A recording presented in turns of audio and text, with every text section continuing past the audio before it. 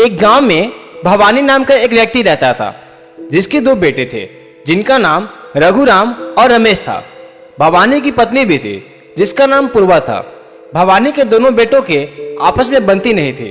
अक्सर ही वे दोनों एक दूसरे से झगड़ा करते रहते थे तथा एक दूसरे को नीचा दिखाने की कोशिश करते थे। एक बार की बात है, रघुराम और रमेश पास के मार्केट में गए होते हैं और तभी रघुराम, जो कि बड़ा भाई था, सब्जी वाले शंकरा से बोलता है, कितना हुआ चाचा आपकी सब्जी का? बोलिए, अब भी देता हूँ आपके सारे पैसे, आप पैसा तो बोलिए। तभी वह सब्जी वाला शंकरा बोलता है, उड़ बाबा, तुमने 2 किलो आलू लिया और 3 किलो बैगन लिया रे बाबा। आलू 10 रुपए किलो है तो आलू का 20 रुपए हुआ और बैगन 20 रुपए किलो है तो बैगन का 60 रुपए हुआ, टोटल 80 रुपए हो रे बाबा। तभी रमेश बोलता है, रघुराम, दे दो इनको पैसा, 80 रुपया देना है, दे दो। मैं तो भूल ही गया था, तुम तो अंग्रेज के जमाने के हो ना, इसलिए तुमको तो 80 रुपये का मतलब ही पता नहीं होगा। 80 रुपये का मतलब 80 रुपीज होता है। अब दे दो इनको 80 रुपीज। कुछ भी जानकारी है नहीं, लेकिन पैसा तो यही रखेंगे। रघुराम गुस्से में अपने भाई रमेश को बोलता है, बोल लो जितना बोलना है, बोल लो।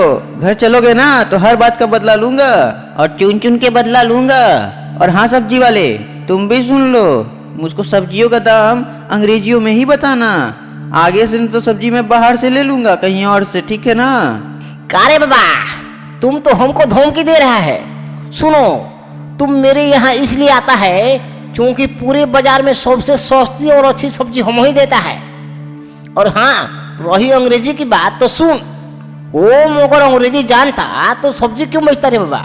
रघुराम और रमेश के पिता को पेड़ पौधों से बहुत प्यार थे। वो अक्सर ही अपने घर के सामने तरह तरह के पेड़ पौधे लगाया करते थे। उनके घर के आगे पीछे कई तरह के पेड़ पौधे लगे हुए थे। रघुराम एक बार शहर गया होता है। वो वहां से एक केले के छोटे से पौधा लेकर आता है और उसे लेकर अपने घर के सामने लगाकर पानी डालता है और अपने दोनों बेटों को बुलाता है और बोलता है, सुनो तुम सब, रघुराम और रमेश, तुम दोनों लोग अपना कान खोलकर सुन लो। मैं तुम लोगों की कॉलेज की खर्चा और अब तक की तुम्हारे पॉकेट की खर्चा सब चला रहा हूं, लेकिन तुम लोग आज तक ना ही कोई पढ़ाई की और ना ही कहीं नौकरी की।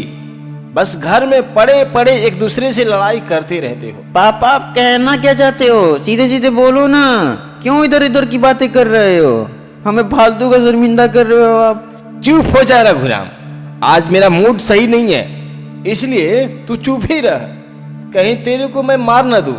और हाँ, तुम लोगों को मैं यहाँ इसलिए बुलाया हूँ क्योंकि ये केले का पौधा मैंने लगाया है, इसका ध्यान अब तुम दोनों को ही रखना है। अगर इस पौधे को कुछ हुआ ना तो तुम सब अपना बोरिया बिस्तर उठाकर इस घर से निकल जाना, समझे? इस तरह से उन दोनों भाई को भवानी उस केले की जिम्मेदारी दे देता है। वे तीनों जब रात होता है तो अपने अपने रूम में सोने के लिए चले जाते हैं। अगले दिन जब वे तीनों आते हैं तो देखते हैं कि वह केले का पौधा छोटे से बड़ा हो जाता है और उस पर बहुत सारे केले के फल लदे होते हैं। वे सभी उस केले पर लदे फल को तोड़कर जैसे ही खाते हैं, एक तेज रोशनी उस केले के पौधे से निकलती है, जिसमें से एक जोकर जादूगर निकलता है, जिसे देखकर रघुराम, रमेश तथा भवानी वे तीनों डर जाते हैं। तभी वो जोकर जादूगर बोलता है, आप लोग घबराओ मत, मैं कोई भूत नहीं बल्कि एक जादूगर हूं। मेरी ऐसी हालत एक साधु बाबा के श्राप की वजह से हुआ है। एक बार की बात है, मैंने नया नया जादू सीखा था और मुझे जादू बहुत अच्छा लगता था, तो इसी कारण से मैं किसी भी चीज को अपने जादू की मदद से दूसरे रूप में परिवर्तित कर देता था। मुझे केला बहुत पसंद था, तो मैं अक्सर ही चीजों को केला में परिवर्तित करता था। एक बार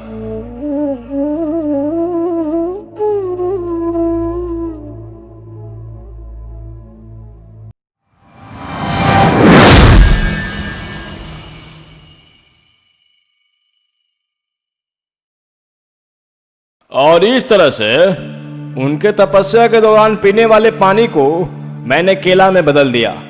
तभी, हे घोर पापी, तुम अपने जादू के अहंकार में चूर हो। तुम्हारी ये हिम्मत कि तुमने मेरे तपस्या के दौरान पीने वाले शुद्ध जल को केले में परिवर्तित कर दिया। जा, मैं तुम्हें श्राप देता हूं कि तू एक केले के पौधे में ही परिवर्तित हो जाएगा। और तब मैं अपने सामान्य रूप से एक केले के पौधे के रूप में बदल गया। उसी समय बाबा ने मुझे बोला था कि जब तक कोई तुम्हारे पौधे से कुछ फल ना खा ले तब तक तुम ऐसे ही रहोगे। और आज आप सबने मेरे फल को खाया, जिससे मैं फिर से अपने सामान्य स्थिति में आ गया। मैं आप सभी का बहुत आभारी हूँ। इसलिए लीजिए यह जादुई पारस पत्थर। इसमें कुछ भी आप स्पर्श कीजिएगा तो वह धातु सोने में बदल जाएगा।